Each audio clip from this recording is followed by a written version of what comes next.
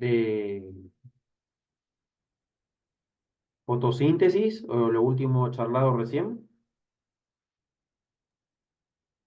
Es estudiar, nada más. Muy bien. Bueno, entonces continuaremos con la parte entonces de fitogeografía. Esto es cortito. Algunas partes de las que hablaste están muy relacionadas con la parte de biología que vimos el año pasado, ¿no? Claro, totalmente. ¿Cómo se llama? A esto de Calvin, que ahora no me acuerdo. No me Claro, el ciclo sale. de Calvin. El ciclo de Calvin, la respiración. Claro, y bueno, y todo eso lo van a reforzar bien, yo calcularía el año que viene o en el segundo cuatrimestre con fisiología vegetal. Bueno, eso ya lo van a... Fisiología. Sí, Bueno, vamos a seguir apuntando. Espero que no así es. sigan con nombres tan difíciles, profe, porque la verdad. Y todo puede pasar. Uy, qué bárbaro. Bueno, le vamos a seguir poniendo garra. Y sí, hay que ponerle. Bueno, continuamos entonces. Para hablar un poquito de fitogeografía, primero tenemos que hablar de la biogeografía, ¿sí? Que es la distribución geográfica de los seres vivos sobre el globo, ¿sí? Sobre la Tierra, ¿sí? Ahora, la fitogeografía dentro de la biogeografía estudia la relación de las plantas con el ambiente en el que viven, ¿sí? Y esto atañe ciertas cosas, como las causas de la distribución de esas plantas, las relaciones entre los diferentes seres que están habitando en ese hábitat en especial, ¿sí? Las modificaciones que ocurren en la distribución a lo largo de la historia. De estos tres puntos, y de forma general, es de lo que se encarga, ¿sí? La fitogeografía, ¿sí? De las causas de la distribución, de las relaciones entre esos seres que se están distribuyendo de tal o cual manera, y de las modificaciones que ocurren en la distribución geográfica de las plantas a lo largo de la historia, ¿sí? Evolutiva. Entonces, para hablar de fitogeografía tenemos que definir el término este que es área biogeográfica, ¿sí? Y fíjense, el área biogeográfica es la superficie ocupada por una entidad biológica determinada, ¿sí? Y puede ser, ya sea a nivel de familia, a nivel de género, a nivel de especie o a nivel de variedades, ¿sí? Acá ya la taxonomía entra, ¿sí? Entonces, puede ser que la familia ocupe un área determinada, que el género ocupe un área determinada, y que la especie o que la variedad, ¿sí? Entonces, las áreas biogeográficas se pueden clasificar según diferentes aspectos. Uno es la extensión, ¿sí? Entonces, un taxón, ya sea cualquiera de los que mencioné antes, puede ser también otro taxón más grande, como el orden, ¿sí? Un taxón puede ser cosmopolita si está en todo el mundo, puede ser continental, que está en alguno de los continentes del globo, ¿sí? Regional, ¿sí? O también puede ser local. Y en el caso locales son los endemismos, que son plantas o organismos que viven solamente en un único lugar en el mundo, ¿sí? Y no viven en otro. También podemos definir ese área biogeográfica según la situación geográfica, ¿sí? Puede ser polar, que esté en los polos, ¿sí? Tropical, y tropical, que está dentro de los trópicos, sí, pero puede ser pantropical, paleotropical o neotropical, ¿sí? Neotropical es nuestra región, por ejemplo. Paleotropical es la región de Europa, ¿sí? Y pantropical es a lo largo del Ecuador, ¿sí? O también puede ser austral, ¿sí? Al sur de los trópicos, por ejemplo. Entonces, vamos a ver esa situación geográfica. También nos sirve para determinar áreas biogeográficas. Otra cosa que nos va a servir para determinar áreas biogeográficas, ¿sí? Puede ser que esas áreas sean continuas, ¿sí? O sea, su continuidad, la continuidad del área. Puede ser continua, o sea, que la distribución sea, por ejemplo, que es continental y continuo. O sea, que a lo largo del continente americano, de punta a punta, se distribuye esa especie. Ahora, puede ser discontinua o disyunta, que haya diferencias. Entonces, tenemos que de repente está la distribución acá, pum, y por algún motivo deja de aparecer y vuelve a aparecer de vuelta en otro lugar. Entonces, tenemos, no sé, el yaguareté en Misiones, en el sur de Brasil no hay, pero hay de vuelta en el Amazonas. Entonces ahí se hace, ¿por qué esa distribución, ¿sí? Que es discontinua o disyunta? Y bueno, ahí empiezan a investigarse por qué esa distribución geográfica se da así, o lo mismo con una planta, así que podemos encontrar acá y después podemos encontrar, no sé, en Australia, ¿sí? Yo digo, ¿por qué hay Nothofagus acá y Nothofagus en Australia? Y bueno, antiguamente, claro, Pangea estaba y ahí había una distribución continua y luego, con los procesos, ¿sí? De la evolución de la Tierra, claro, se separaron los continentes y se quedaron algunos allá y otros acá. Bueno, ahí está la explicación. O lo mismo que plantas que están acá y están en Chile. Y decir, ¿cómo puede ser si de la cordillera? Y claro, previa a la, a que se erogeneró, ¿sí? A la aerogénesis de la cordillera de los Andes estaba la distribución. Antes era continua y ahora es disyunta. Y así. También podemos definir áreas geográficas de acuerdo con términos evolutivos. Entonces, va a haber áreas geográficas actuales o paleoáreas. ¿Sí? Entonces, la paleoárea de, eh, ¿qué podría ser? La paleoárea de la Araucaria araucana, ¿sí? Eh, eh, que está en el sur de Argentina. La paleoárea era todo, capaz, el continente americano o sudamericano. Y de repente hoy, ¿sí? Con los cambios climáticos, hoy tiene esa paleoárea y el área actual se circunscribe a los bosques subantárticos solamente. Y bueno, la paleoárea era mucho mayor, pero bueno, fue cambiando las situaciones ambientales y hoy se, ¿sí? Achicó, ¿sí? Se segregó a una parte muy pequeña, ¿sí? Que está en el sur de Argentina y Chile.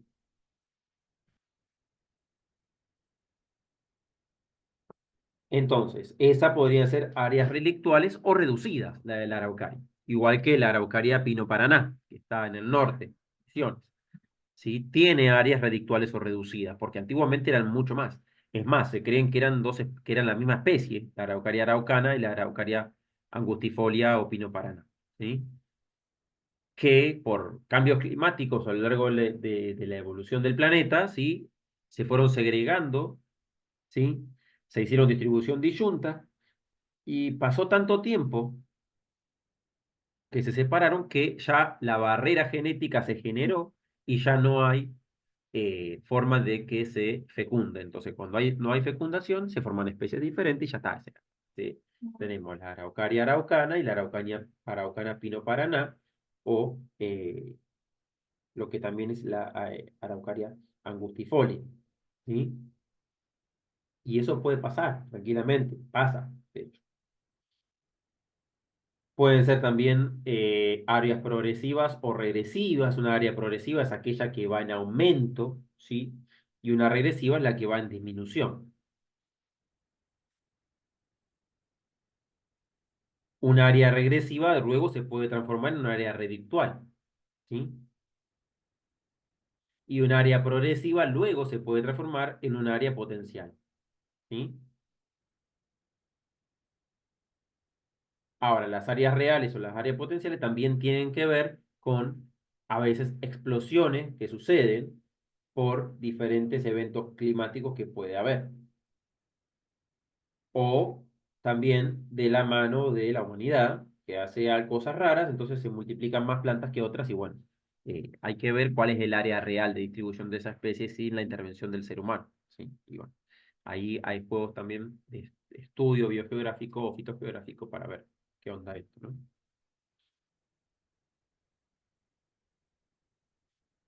Acá entramos también con un temita bastante interesante, que es el centro de origen de un taxón, ¿sí? Entonces, ¿qué pasa? El lugar de la Tierra donde se originó esa entidad biológica.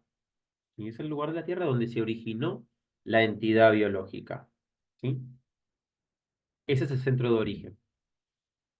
Lo que no es lo mismo es el centro de dispersión, que es donde la especie empezó, o el taxón, mejor dicho, empezó a dispersarse y a copar un área, ¿sí? A empezar a diversificarse y a incrementar su área de distribución. Fíjense, según la teoría de la evolución de Darwin y Wallace, y bueno, la teoría sintética de la evolución, donde se mezcla todo, la Lamarck, Wallace, todo lo que es la parte genética, todo, ¿sí? Según esa, la teoría evolutiva sintética actual, ¿sí? Las especies se originan unas de otras, ¿sí? Y los mecanismos de especiación, entre otros, son la recombinación génica, la hibridación, la poliploidía, las mutaciones hereditarias, eh, la epigenética y otras más, ¿sí? Los virus, no sé, todo hace que haya evolución. Entonces, para que una especie sobreviva, debe hallar un ambiente favorable. Ese aislamiento, ¿sí? Puede ser, ¿sí? Geográfico, genético, ¿sí? Entonces, ¿qué pide decir? Para que una especie sobreviva y para que luego esa especie, ¿sí? Transforme en otra, tiene que ser aislada, tiene que aislar de alguna forma. Ese aislamiento puede ser geográfico o genético, ¿sí? Entonces, como lo que pudo haber pasado con las araucarias, ¿sí? O con los notofagus, que algunos quedaron acá y otros quedaron en Australia o en Islandia, ¿sí? Entonces, ¿qué pasa con eso? Sí, bueno, pasa que se separaron hace mucho tiempo geográficamente y hoy ya es recontra genética la separación, no solamente geográfica, ¿sí? Entonces, claro, si no hay una separación, si no hay un aislamiento geográfico genético, la entidad, el taxón se vuelve a cruzar, ¿sí? Y se diluye en una población con formas intermedias, ¿sí? Recuerden que una población es un conjunto de organismos de una misma especie. Entonces, a veces las poblaciones se logran aislar de tal manera que una población da origen a otra especie, ¿sí? ¿Por qué? Porque se aisló geográficamente. Y eso puede pasar, ¿sí? El ejemplo más patente es el de los pinzones de Darwin, ¿sí? Y eso ocurre muy rápido porque son animales y vuelan. Entonces, claro, se separaron en diferentes islas y lo que originariamente fue una especie de aves, hoy son cuatro especies diferentes por el aislamiento geográfico que hubo y la adaptación a esos ambientes bien diferentes de cada isla. Entonces, eso es muy, muy, muy común que ocurre.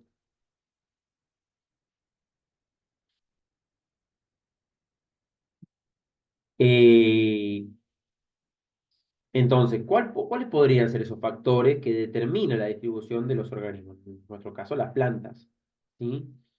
Y bueno, hay algunos mecanismos, ¿sí? Que pueden determinar esa distribución. Bueno, una vez originada una especie, esta tiene que ampliar su área y hay dos procesos que se deben cumplir para que eh, esta especie amplíe su área de distribución. Lo primero es la migración, ¿sí? Que es el traslado de los individuos o sus descendientes a cierta distancia de su lugar de origen, ¿sí? Tiene que ocurrir esa migración, se tienen que ir, ¿sí? Y luego que ocurre la migración, o en el momento, o a lo largo, puede ocurrir toda la vez, puede ocurrir esto que se llama exesis, ¿sí? Que es el establecimiento en una nueva localidad, ¿sí?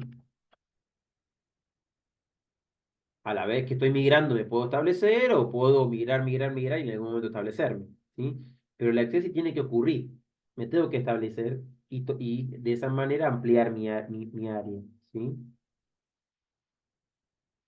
Entonces, una vez que hubo exesis y me establecí, amplié, ¿sí? Ya el área original, pero esta área nueva que también la puedo ampliar un poco más, ¿sí?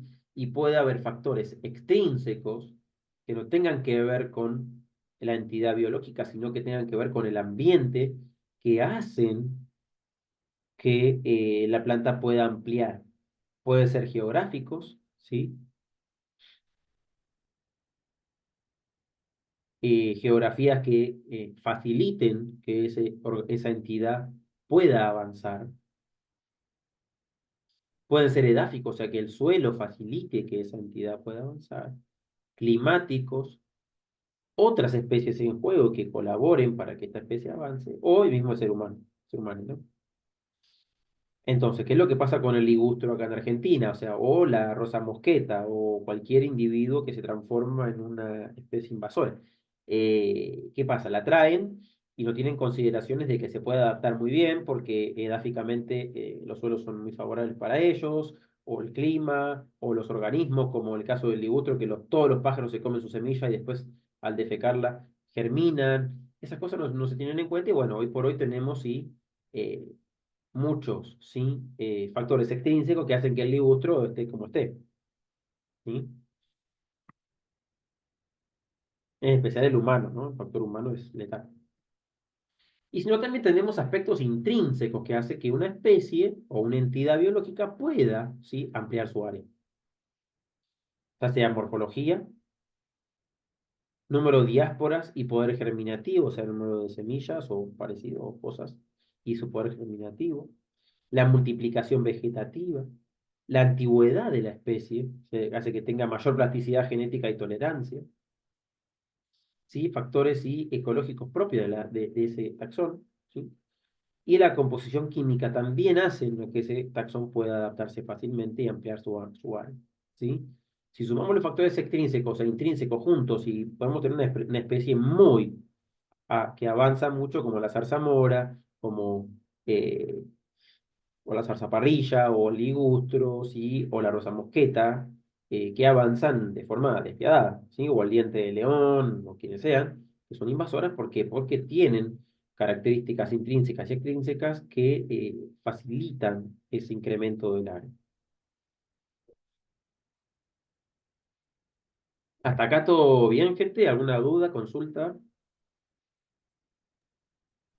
Tranqui. No, ahí había Bien, otro térmico profe. bélico, ¿Cómo? invasora. ¿Cómo? Había otro térmico bélico, otro térmico, Totalmente. invasora. Totalmente. Especie invasora, ¿sí? Otro término bélico, sí, sí, sí. Que inclusive se me había hasta pasado, mira, si no me lo decías. Pero sí, es real, ¿sí? Una especie que, bueno, tiene estos factores a su favor, pero bueno, es el ser humano el que propicia que esta especie se multiplique de forma exacerbada y de forma ilimitada, ¿sí? Lamentablemente. ¿Invasora y endémica es lo mismo, profe? No, endémico, ya lo dije hace un ratito, ¿sí? Es una planta que tiene una distribución única en el mundo, ¿sí? Se distribuye en un único lugar y no sale de ahí, ¿sí? Y si la sacamos de ahí, la perdemos, la extinguimos, porque solo se distribuye ahí. Ok, gracias. Por ejemplo, acá en la provincia de Buenos Aires, solo tenemos una única especie de planta endémica de la provincia de Buenos Aires, ¿sí? Que es el ombucillo, que está en la zona de Verónica, Punta Indio y Magdalena, y algo de La Plata. Ese embustillo es la única especie así endémica que tenemos, propia y única, digamos, que está ahí, ¿sí? De la provincia de Buenos Aires, ¿sí? Que no crece en Y otro los lugar fac- en el mundo. Profe, y los factores que hacen que pueda morir son, ¿cómo es que se llama? Climáticos y el tipo de suelo y esas cosas. Y los factores son, digamos, así como estos factores hacen que la planta de una planta se adapte y pueda rápidamente aumentar su área, puede ser, sí, que eh, también sean como una espada de doble filo, ¿no? También en algún momento la hagan reducir, pero lo que más hace reducir hoy en día una especie eh, es directamente el ser humano. No hay otra alternativa, no hay un Bolsonaro que te prende fuego el Amazonas, ¿sí? Hay un gobernador de Córdoba que te permite la quema, eh, hay municipales por todos lados que hacen un Bueno, plan si de... vos cruzás acá Claro, el puente de Campana para ir a Entre Ríos, eh, a veces no podés cruzar del humo que hay, los pastizales como la gente quema, es un desastre, y bueno, todas esas ¿no? cosas son factores Pero extrínsecos es tremendo y no se que... concientizan, ¿eh? Y no, por supuesto, esas cosas no, esas cosas no, pero bueno, eso es lo que tenemos, ¿no? Pero, ¿qué se va a hacer? Endémico y autóctono es un sinónimo. ¿Cómo? Endémico y autóctono, ¿es lo mismo? ¿Es No, sinónimo? endémico es endémico, que solo habita en un único lugar en el planeta o en un único lugar en el área donde estamos, digamos. Ah, perfecto. Y autóctono es que es originario de esa área geográfica en específico. Y ahora vamos a ver cuáles son. ¿sí? Ok, ok. Entonces, ahora pasamos ya a una parte fitogeográfica bien estricta. Entonces, para poder entender un poco más sobre la parte fitogeográfica bien estricta, nos vamos a basar, ¿sí?, en un autor, ¿sí? Eh, entonces, ¿qué pasa? Vamos a hablar de tipos biológicos, ¿sí? Los tipos biológicos, fíjese, es un tipo de clasificación según similitudes morfológicas externas e internas y funcionales, ¿sí? O sea, vamos a clasificar en tipos biológicos a los organismos vegetales según similitudes morfológicas y funcionales, ¿sí? Que permiten definir distintas formas de vida o tipos biológicos, ¿sí? Y con estos tipos biológicos vamos a hacer una descripción gráfica o conceptual de la fisonomía de la vegetación, ¿sí? ¿Para qué? Y fíjense, a efectos de la determinación de los tipos biológicos, se deben considerar solo los individuos maduros de la especie, ¿sí?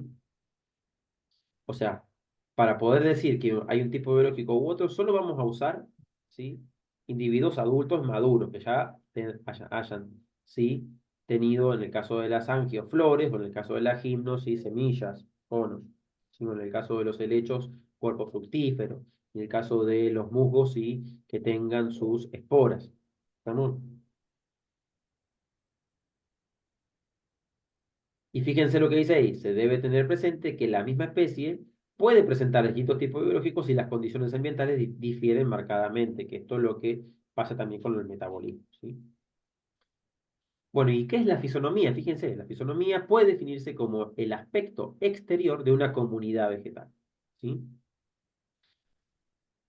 Que está determinada por el tipo biológico de las especies dominantes, sin que sea imprescindible el conocimiento de la identidad taxonómica. O sea, nosotros sin saber taxonomía podemos determinar a través de los tipos biológicos dominantes la fisonomía, ¿sí? Y ahora vamos a ver un poco más esto de fisonomía. Entonces, según Ranquier, ¿sí?, que es en el autor que nos vamos a basar para hacer la clasificación de tipos biológicos, ¿sí?, se parte de que la premisa de las plantas presentan características, ¿sí?, que le permiten sobrellevar el periodo crítico del año, que pueden ser la sequía estacional o el frío invernal. Entonces, estas características morfológicas y fisiológicas que le permiten a la planta pasar un periodo complicado, ya sea la sequía, sea el frío, sea el calor, ¿sí?, sea el exceso de humedad, nos van, ¿sí?, a usar, lo vamos a usar nosotros para determinar el tipo biológico.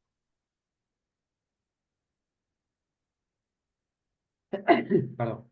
Entonces, esta clasificación de tipo biológico de Ranquier se basa, ¿sí?, en la posición de las yemas de renuevo, que pueden ser axilares o pueden ser caulinares, de dónde que van a ser las yemas, de donde van a nacer las nuevas hojas, y los tallos durante el periodo favorable para el crecimiento, ¿sí?, de esa época crítica del año. Entonces, nos vamos a ver esas yemas y en base a esas yemas de renuevo, vamos a clasificar los tipos biológicos. Entonces, vamos a ver diferentes tipos biológicos, ¿sí? Por ejemplo, vamos a tener, ¿sí?, los fanerófitos, que se van a escribir con la letra P mayúscula y la H minúscula, ¿sí? Los fanerófitos son plantas con yemas de renuevo a más de 30 centímetros del suelo. Y a su vez tenemos diferentes fanerófitos. Los nanofanerófitos, PHN, vendrían a ser, ¿sí? Sus tallos se ramifican desde la base, arbustos, por ejemplo, ¿sí? Los microfanerófitos son árboles de menos de 6 metros de altura. Los mesofanerófitos son árboles entre 8 y 30 metros de altura, y los megafanerófitos son árboles de más de 30 metros de altura. Y después tenemos fanerófilos suculentos, que son árboles o arbustos carnosos, ¿sí? Entonces, no importa si no sé la taxonomía, no sé los nombres, pero si yo los empiezo a describir por dónde tienen las yemas, y las yemas están a más de 30 centímetros, a menos de 6 metros, entre 8 y 30, más de 30, o si son suculentos, bueno, ya los voy clasificando, ¿sí? Voy clasificando los tipos biológicos. Y después vamos a ver que de acuerdo a los tipos biológicos que hay presentes, vamos a determinar el tipo de fisonomía. Otro tipo biológico muy común es el epífito. Fíjense, son aquellas plantas que tienen las yemas de renuevo a cierta altura sobre el suelo debido a que viven sobre otras plantas. Por ejemplo, numerosos, ¿sí? Orquídeas, bromelias, lorantáceas, parásitas, entre otras. ¿Sí? Después tenemos los caméfitos, que son plantas con la parte inferior leñosa y persistente, ¿sí? Cuyas yemas de renuevo se elevan al menos 30 centímetros del suelo. Por ejemplo, arbustos enanos o en cojín, ¿sí? Y los sufrútices también. Plantas con yema a poca altura, las que nacen ramas de duración anual que llevan hojas y flores, ¿sí?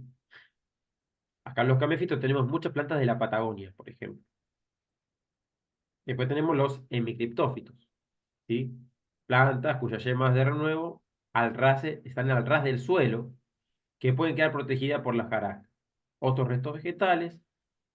En esta acá tenemos plantas de hojas arrocetadas y pastos perennes, por ejemplo, ¿sí? Como puede ser el diente de león, ¿sí? Y las variantes.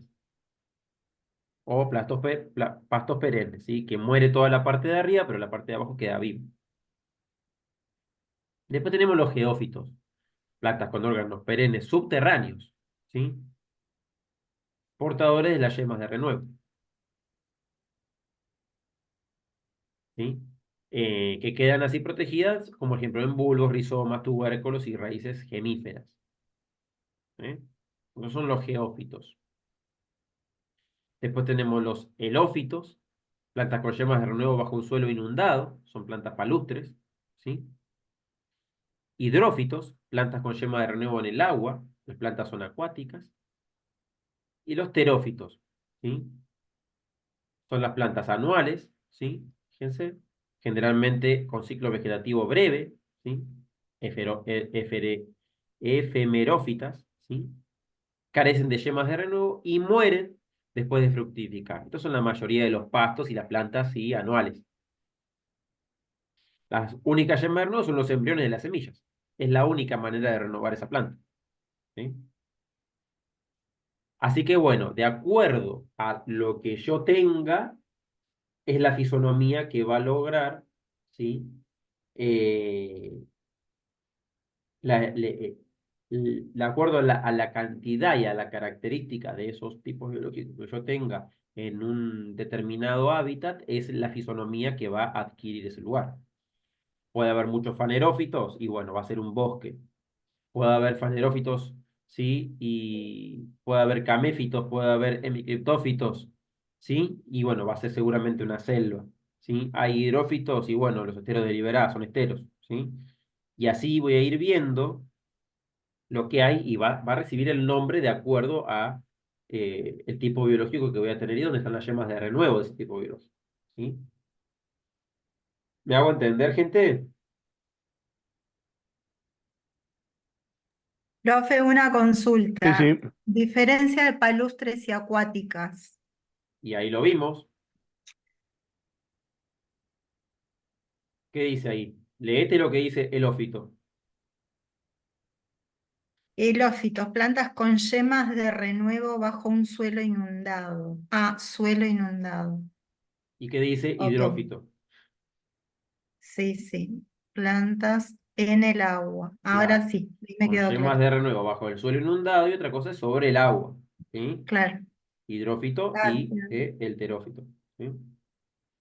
O el ófito. Bien. ¿Sí?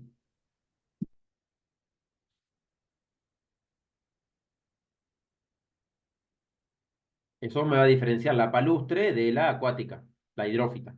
Hidrófita versus palustre. Palustre bajo el suelo inundado va a tener la yema y la hidrófita o planta acuática en el agua directamente la yema. ¿Sí?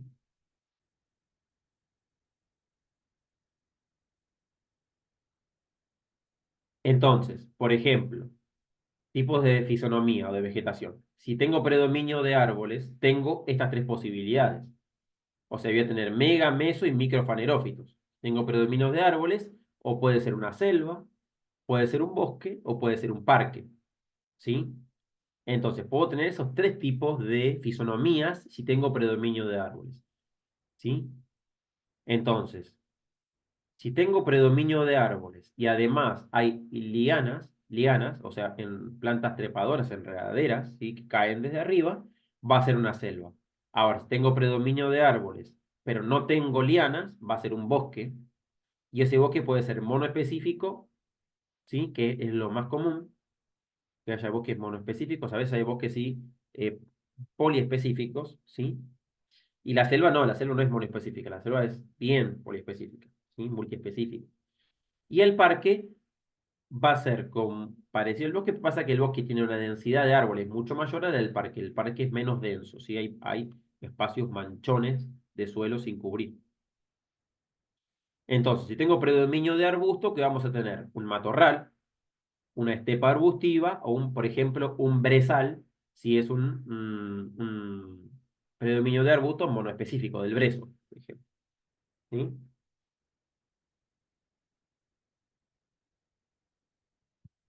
Matorral es algo que tiene mucha cobertura vegetal y no hay tanto suelo desnudo. En cambio, la estepa arbustiva va a tener un poco más de suelo desnudo y el brezal, dependiendo de la cantidad de brezos que haya, ¿no?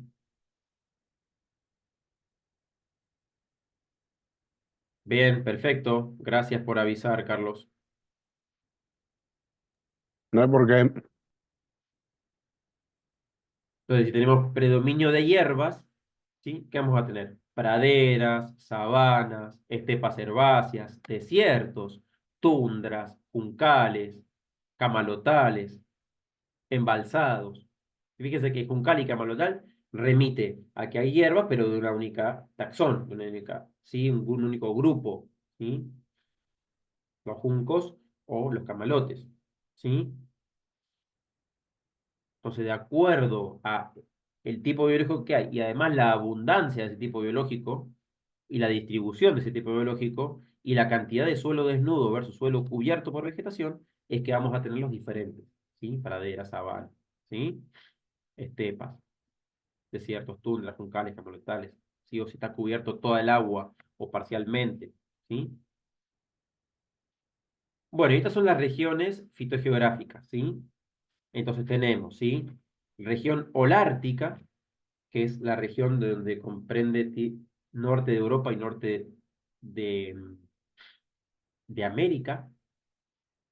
Fíjense la región paleotropical, que es casi todo África e Islandia, exceptuando Australia, que es la región australiana, porque tiene muchas particularidades, ¿sí?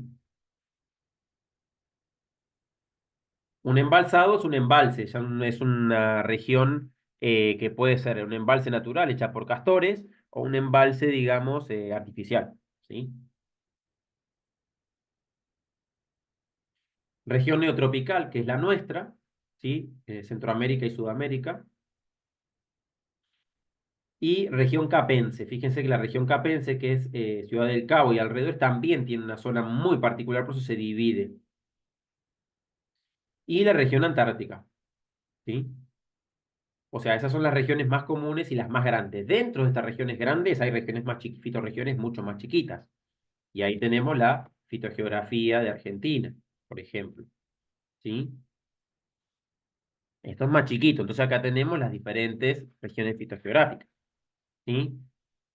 Hay dominio amazónico, dominio chaqueño, dominio patagónico, dominio subantártico y dominio antártico, que son los grandes, y dentro de los grandes dividimos. Dentro de los dominios están las provincias, provincia de Yungas, provincias paranaenses, ¿sí? Provincia Tualdina, provincia puneña, patagónica, y así voy a ir teniendo cada vez subdivisiones más chiquititas dentro de los grandes, donde yo cada vez me voy haciendo más fino y voy afinando los tipos biológicos que hay dentro de esas fitorregiones y voy haciendo regiones más chiquitas, con mucho más detalle. ¿Me hago entender, gente? Sí, sí. Sí. Así que bueno, hasta acá llegamos con la parte de fitogeografía, ¿sí? Ahora...